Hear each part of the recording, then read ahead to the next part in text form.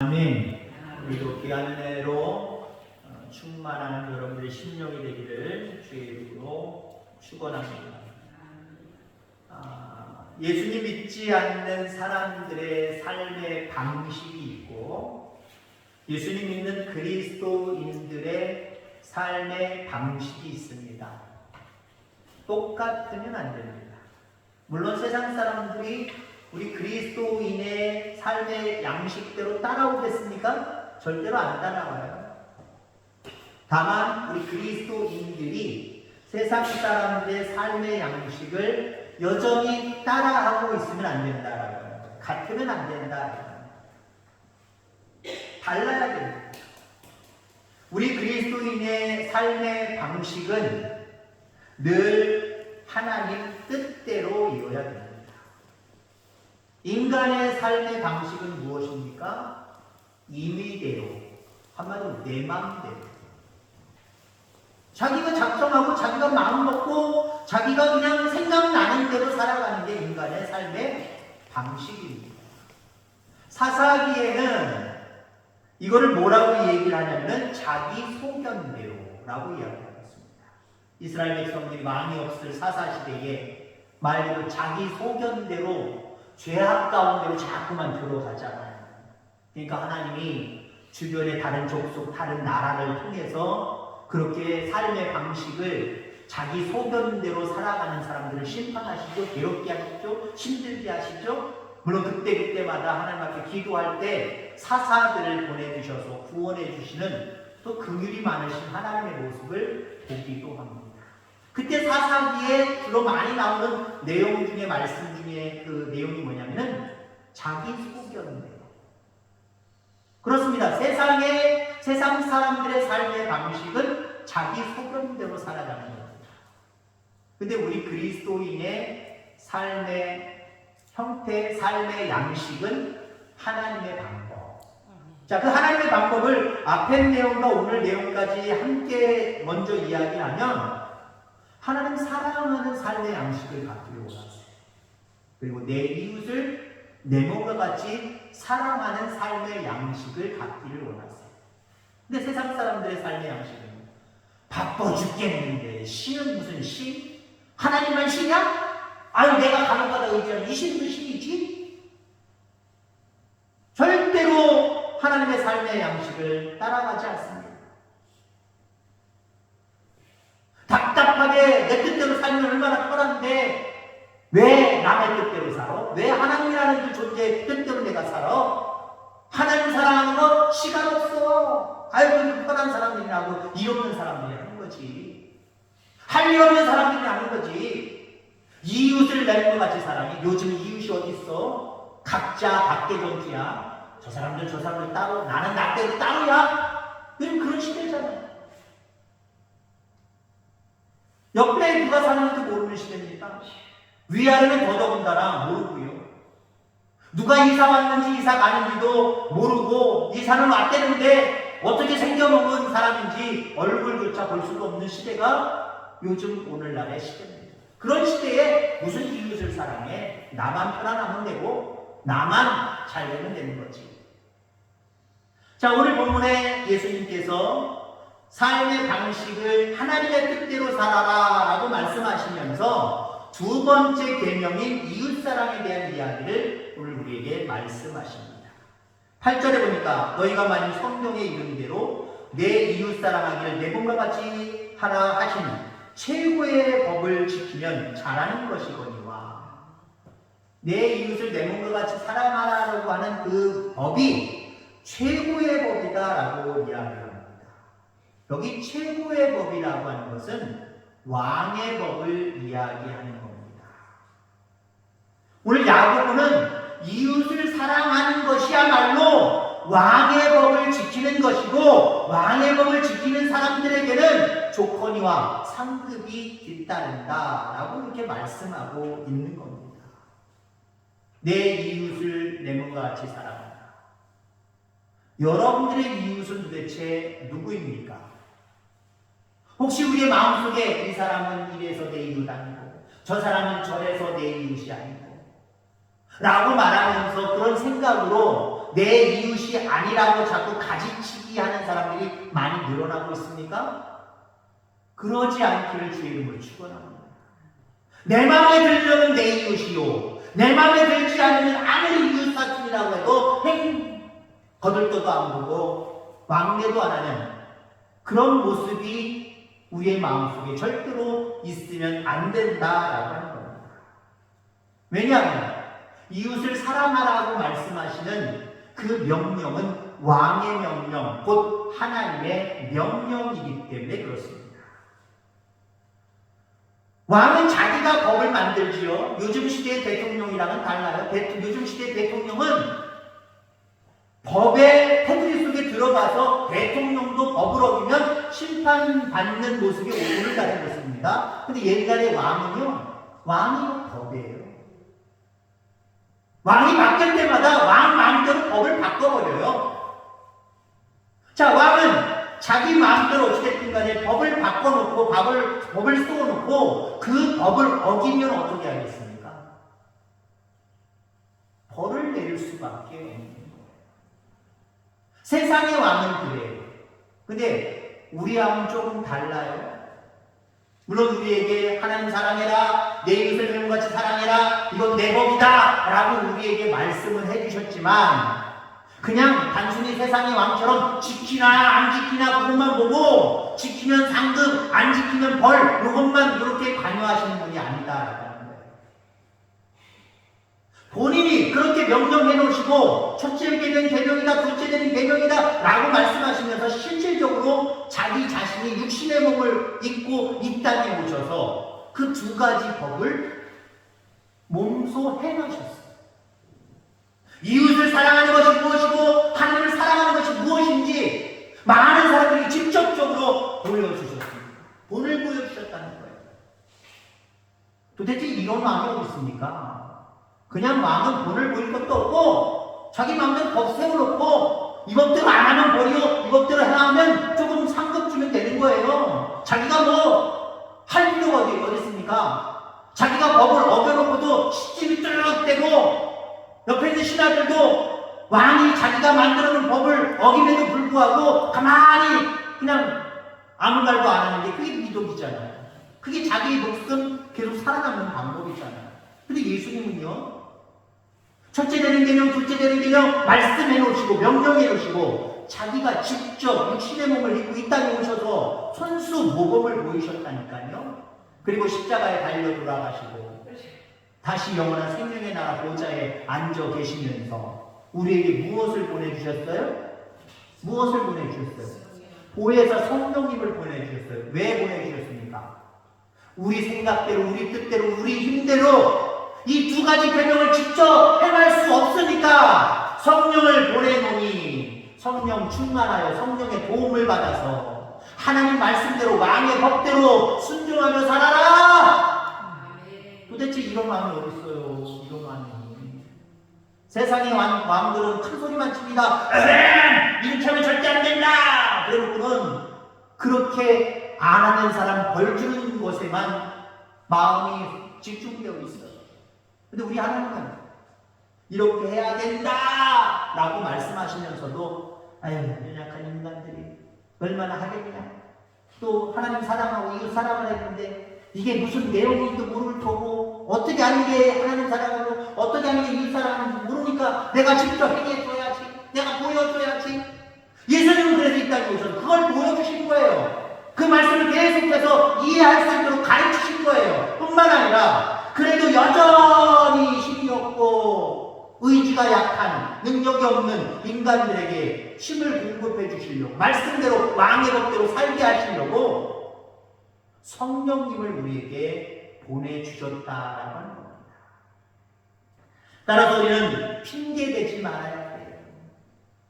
이래서 안 되고 저래서 안 되고 이래서 이웃을 사랑하지 못하겠고 저래서 이웃을 사랑하지 못하겠고 앞의 내용처럼 이래서 이 사람은 이웃이 아니고 저 사람은 이웃이 아니고 라고 하는 모습으로 우리는 핑계대지 마시기를 바랍니다. 내 이웃을 내 자신과 같이 사랑하라고 하는 말씀은 왕의 명령, 하나님의 명령, 예수님의 명령이에요. 그 명령에 순종하는 삶을 살아가는 저와 여러분들 되기를 주의 이름으로 축원합니다. 9절 말씀에 보니까 만일 너희가 사람을 차별하여 대하면 죄를 짓는 것이니 율법이 너희를 범법자로 정죄하리라. 그 사람을 사랑하느냐 사랑하지 않느냐 물론 중요하지요. 근데 여러분들 우리는 보통 그래요. 내가 미워만 하지 않으면 이 사랑하는 것 아니냐라고 뭔가 앞선 모습으로 퉁칠 때가 있어요. 근데 많은 경우 우리는요, 많은 사람들을 차별하는 경우들이 상당히 많이 있다라는 거죠. 미워하지는 않는 것 같은데 차별하는 거. 근데 이 차별도 오늘 본 말씀에는 이것도 범법입니다. 이것도 하나님의 명령을 어기는 것이다 라고 말씀하고 있습니다. 앞서도 얘기한 것처럼 이래서 내 이것이 아니고 저래서 내 이것이 아니고 이거 뭐예요? 차별하는 거거든요. 이 사람은 가난해서 내 이것 아니고 저 사람은 나는 너무 격이 낮지 않아서 너무 부유하고 나보다 학력이 너무 높아서 싫고 저 사람은 성격이 그래서 싫고 이거 일종의 다 차별입니다. 우리 인간은 차별당할 권리, 의무 하나도 없습니다. 왜? 하나님이 창조해 주신 창조물들이기 때문에 그렇습니다. 하나님은 쓸모없이 만드신 존재가 하나도 없어요. 근데 여러분들 우리가 감히 뭐라고 더군다나 하나님을 믿는 예수님을 믿는 우리들이 내 이웃을 내 몸같이 다 사랑해야 되는데 우리가 뭐라고 이 사람은 이래도 싫고 저 사람은 저래도 싫고 하나님이 만드신 작품을 별로다라고 말씀하고 있는 거예요. 하나님도요 자기 자신이 인간을 만들어 놓고 뭐라고 말씀하셨어요? 보시기에 신이 좋다라고 했습니다. 너무 좋다라고 말씀하셨습니다. 신도 인간을 만드신 창조하신 신도 인간에 대해서 아름답다라고 말씀을 하시는데 우리가 뭐라고 아유 비기 싫어 아유 싫어 아유 가까이 하면 너무 당신이야 아 난 저 사람을 어울리지 않을래 아유 저 사람 우리 교회 나오면 안 돼 내가 안 나올 거야 다 차별이에요. 차별. 이 차별이 없는 우리의 모습들이 되기를 주의 이름으로 축원합니다. 10절 말씀에 보면 누구든지 온 율법을 지키다가 그 하나를 범하면 모두 범한 자가 되나니. 율법은요, 하나님의 말씀은요, 통째로 움직이는 법이에요. 하나를 범하면 다 범하는 것과 똑같다라는 거예요.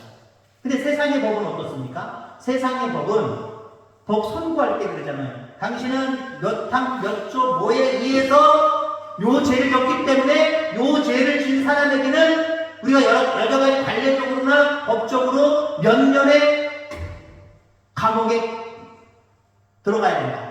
라고 하는 어떤 뾰족한 곳, 어느 돋보기로 다 살펴서 그 범죄에 해당하는 부분을 꼬집어내잖아요. 꼬집어내서 당신은 요 죄야. 라고 거기에 죄에 대한 대가를 받게 되어 있습니다. 근데 하나님의 법은요, 통으로 되어 있잖아요. 통으로 되어 있다. 그러니까 우리 인간은요, 함부로 다른 사람을 정죄할 수 없다는 것을 강조하고 있는 거예요. 자, 그러면서 10절 말씀의 이야기를 하고 있죠. 누구든지, 그 말씀 제가 읽었나요? 11절 말씀. 간음하지 말라 하시니가 또한 살인하지 말라 하셨으니 네가 비록 간음하지 아니하였어도 살인하면 율법의 범한 자가 됩니다. 하나에 국한된 것이 아니라는 거예요. 세상 사람들은 죄에 걸면 죄의 무게, 죄의 크기를 보통 이야기해요. 그 죄가 얼마나 큰 죄냐, 작은 죄냐, 얼마나 중한 죄냐, 정한 죄냐, 이걸 우리는 보통 이야기합니다.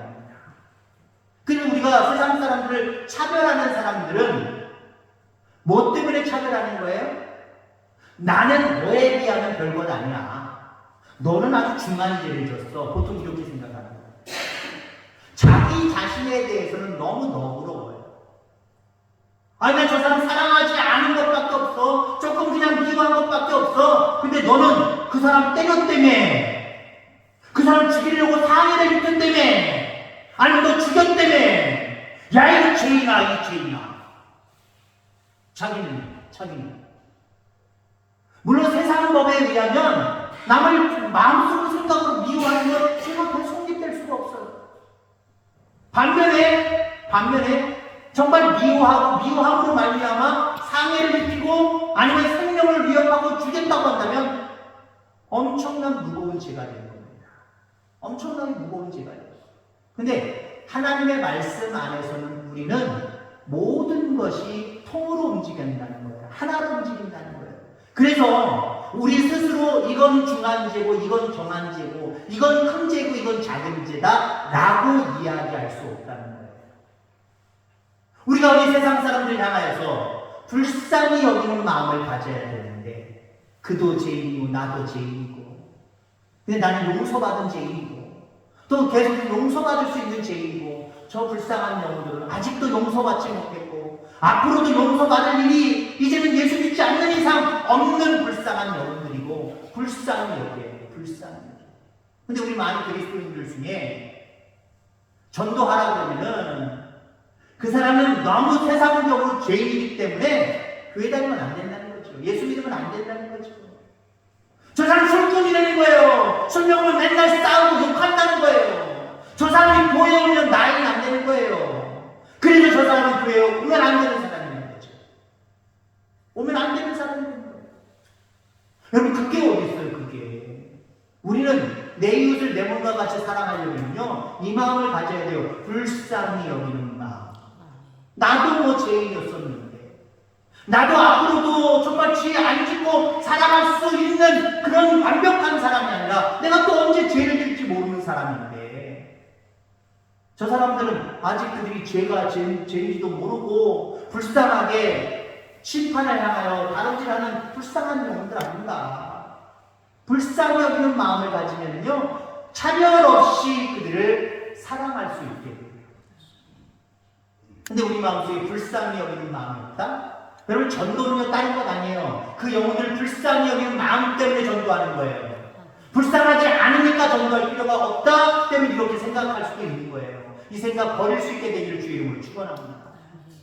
우리보다 더 중한 죄, 우리보다 더 큰 죄를 졌다고 할지라도 내가 이만큼 죄를 지은 것과 그 사람들이 이만큼 죄를 지은 것과 똑같이 하나님의 말씀을 어긴 것이다. 오늘 본문 말씀 11절에 말씀하고 있는 거예요. 그 이야기는 뭐예요? 우리가 사랑하지 못할 사람은 없다는 거예요.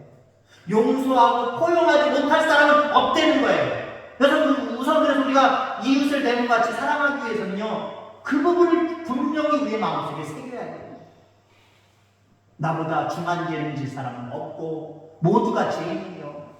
그들도 하나님 구원하시기를 원하시고 내가 복음을 증거해야 될 불쌍한 영혼들이다 라고 생각을 하면요 어느 누구든 관계없어요. 어떤 사람이든 관계없어요. 복음을 증거할 수밖에 없고요 그 복음을 증거하게 했다는 그 대상자들을 불쌍히 여기고 사랑하는 모습은요 저절로 나올 수밖에 없다는 사실 여러분들 기억하게 되기를 간절히 소망합니다. 12절 너희는 자유의 율법대로 심판받을 자처럼 말도 하고 행하기도 하라. 자, 하나님은 지금도 우리 마음의 동기, 입의 언어, 손발의 행동을 다 보고 계십니다. 그리고 하나님 나라에서 행하는 대로 갚아 주실 거예요. 우리는 현실 세계에서도 심판을 받아 행한 대로 하나님이 또 은혜를 더 베푸시기도 하고 심판을 행하시기도 하지만 영원한 생명의 나라에 갔을 때는요 반드시 우리가 행한 대로 심판을 받는다라고 하는 거죠. 자, 그럼 믿는 자들에게는 장차 올 하나님 나라에서의 심판은 어떤 심판일까요? 상급 심판이에요. 상급 심판입니다. 행위에 따라서 차등으로 주는 상급이 하나님 나라에서 우리를 기다리고 있어요. 그러면 또 사람들도 그렇게 얘기할 거예요. 우리 중에 그렇게 얘기하는 사람. 이 세상에서 차별 없이 모든 이웃을 다 이웃으로 생각하고 사랑하라고 했는데 왜 하나님 나라에 가서는 왜 차별 상급이 있습니까? 똑같이 주시면 되는 거 아닙니까? 아니요. 하나님 나라에 가서의 상급은 차별이에요. 차별. 그걸 차별이라고 할 수는 없지만 우리가 이 땅에 살아가면서 이 부분에 대해서는 강조해야 된다라고 말씀을 하고 있어요. 자랑해야 된다라고 말씀하고 있어요. 여러분 한편으로 복음은 뭐냐면요 내가 예수 믿음으로 말미암아 이 땅에서 때로는 또 영원한 생명의 나라에 가서 하나님께로부터 얻을 차별적인 그 상급 그 은혜를 자랑하는 게 여러분들 전도. 내가 이 땅에서 예수님 잘 섬김으로 말미암아 하나님의 능력을 체험한 은혜의 체험들 많이 있잖아요. 나 예수님 믿어서, 나 교회 다녀서 예전에 이런 은혜 누렸어. 지금도 이렇게 내 마음은 기쁘고 행복하고 얼마나 좋은지 몰라. 이건 자랑하시기 바랍니다. 이건 차별하면요. 그들로 하여금 예수 믿는 것을 기쁘게 여기고 행복하게 여기고 소망으로 여길 수 있도록 우리는 이 차별적인 하나님의 은혜 자랑해야 돼요. 뿐만 아니라 이 땅에 살아가면 조금 잘 살면 못하고 조금 못 살면 못하고 조금 더 건강하면 뭐하고 조금 더 건강하지 못하면 뭐 할 거야? 우리 인간은 다 죽는데 근데 나는 예수 믿어서 하나님 나라에 가면 난 생명의 멸류관 쓰고 영원히 하나님과 꽃밭에서 거니면서 행복하게 살아갈 거야. 근데 믿지 않는 사람들은 영원한 지옥 형벌에서 그 불구덩이에서 마귀가 더불어 바짝바짝 뛰면서 영원히 고통당하는데 글쎄 그게 좋은 거예요. 하나님 나라에 가서 차별적으로 대우받을 것에 대해서 우리는 자랑스럽게 이야기할 수 있어야 돼요. 그건 차별이 아니라고 오늘 본문 말씀에 말씀해주고 있습니다. 여러분 이것을 자랑할 수 있는 그 결국은 이 자랑을 통해서 많은 영혼들을 그리스도께로 인도할 수 있는 그것이 참된 이웃사랑 아니겠습니까? 이런 참된 이웃사랑을 할 수 있는 저와 여러분들 다 되어지기를 주의 이름으로 축원합니다. 13절 마지막 절 말씀을 읽습니다. 긍휼을 행하지 아니하는 자에게는 긍휼 없는 심판이 있으리라. 긍휼은 심판을 이기고 자랑하느니라. 앞서 얘기했지요. 전도는 어떤 사람이 하느냐? 한 이웃들, 여러 가지 많은 사람들, 이웃들, 그들을 불쌍히 여기는 마음이 있어야 전도하는 거야. 다른 말로 표현하면 13절 말씀, 긍휼히 여기면, 긍휼히. 그렇습니다. 이웃사랑은 긍휼히 여기는 마음에서부터 시작되는 거예요. 뒤집어 놓고 생각해 보세요. 우리가 아직 죄인이었을 때 여전히 예수 믿지 아니하고 그 상태에 있다가는 영원히 지옥 갈 수밖에 없을 때에 우리 하나님이 여러분들 긍휼히 여기셨어요. 불쌍히 여겨주셨어요. 아니 어떤 여러분들보다 먼저 예수 믿는 그 신앙인이 여러분들을 보고 불쌍히 여기는 마음을 가져서 여러분들을 전도했단 말이에요. 그래서 오늘날에 구원받은 여러분이 탄생하게 된 줄 분명히 믿습니다. 긍휼히 여김을 하나님 나라에 가서 받으려면요 이 땅에서 긍휼히 여기는 삶을 살아가야 될 줄 분명히 믿습니다. 자신의 불신가족, 친척, 친구, 이웃을 불쌍히 여길 수 있기를 간절히 소망합니다. 이 사람이 이래서 이웃이 아니라고 생각했던 그 사람들 다시 접어서 아유 그래도 저 사람들 내 이웃이지, 아유 맞아 이 사람은 내 이웃이지, 자꾸 이렇게 제껴놨던 사람들 다시 걷어들이시길 바랍니다. 누구든지 내 눈에 들어오는 모든 사람들은 내 이웃이다라고 하는 그런 마음을 가지고 그 영혼을 사랑하는 마음으로 전도할 수 있는 저와 여러분들 되셔서 이 땅에서의 상급도 클 뿐만 아니라 영원한 생명의 나라에서도 정말 놀라운 특등상들 다 받을 수 있는 저와 여러분들 다 되어지기를 주의 이름으로 축원합니다. 하나님 아버지 감사합니다.